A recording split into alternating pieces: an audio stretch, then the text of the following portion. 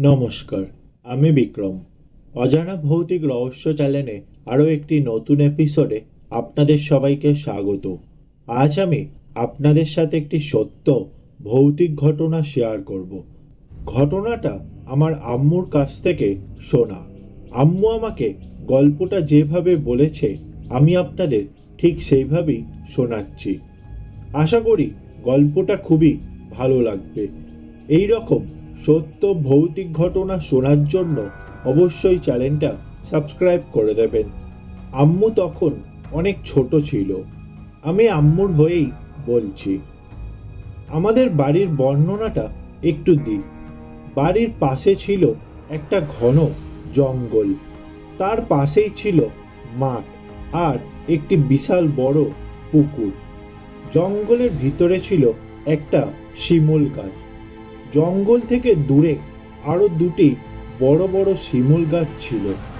গাছগুলোকে সবাই ভুতুড়ে গাছ বলেই জানতো। আমার বয়স তখন 13 কি 14 হবে।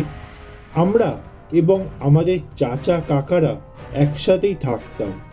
আমার এক চাচির সারা শরীরে অনেক ব্যথা ছিল, যে জন্য সে একা একা চলাচল করতে পারতো না। সে কোথাও গেলে তার সাথে একজনকে যেতে হতো। একদিন রাতের বেলা সে বাথরুমে যেতে চাইলে আমি তার সাথেই যাই। গ্রামে সাধারণত বাথরুম থাকে বাড়ি থেকে অনেকটা দূরে। আমাদের বাথরুমটা ছিল জঙ্গলের দিকে। আমি চাচিকে ধরে ধরে নিয়ে গেলাম বাথরুমের দিকে। সে যখন বাথরুমের কাছাকাছি গেল তখন যেটা হলো সেটা আমি এখনো বিশ্বাস করতে পারি না। সে আমাকে ধাক্কা মেরে ফেলে দিয়ে জঙ্গলের দিকে দৌড় দিল। আমি ভয় পেয়ে গেলাম। ভাবলাম এটা কিভাবে সম্ভব? যে একা কিছু করতে পারে না সে কিভাবে আমাকে ধাক্কা মেরে দৌড় দিল। আমি গিয়ে সবাইকে বিষয়টা বললাম। সবাই জঙ্গলের দিকে খুঁজতে চলে গেল। সাথে সাথে আমিও গেলাম। সে সময় টর্চ লাইট ছিল না। সবাই মোমবাতি কুপি সাথে নিয়েই গেল। খুঁজতে খুঁজতে সবাই এক সময় জঙ্গলের ভিতরে শিমুল গাছটার কাছে গেল। গিয়ে দেখলো চাচি গাছটার গোড়ায় অজ্ঞান হয়ে পড়ে আছে। সবাই তাকে কাঁধে করে বাড়ি নিয়ে গেল। জ্ঞান ফেরার পরও সে ঘটনাটা সম্পর্কে কিছু বলতে পারল না। পরে একটা কবিরাজি আনা হলো।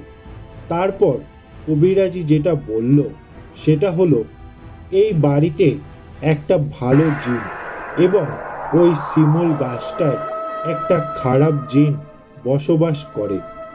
শিমুল গাছটার জিন সবার অমঙ্গল করতে চায় এবং বাড়ির জিন তার খারাপ কাজে বাধা দেয়।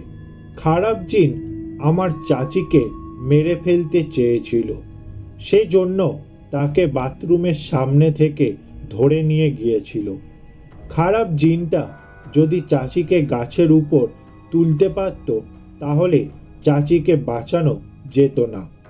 ভালো জিনটা চাচিকে গাছের উপর তুলতে দেয়নি এবং তাকে মারতেও দেয়নি। এই ছিল আজকে সত্য ভৌতিক ঘটনা।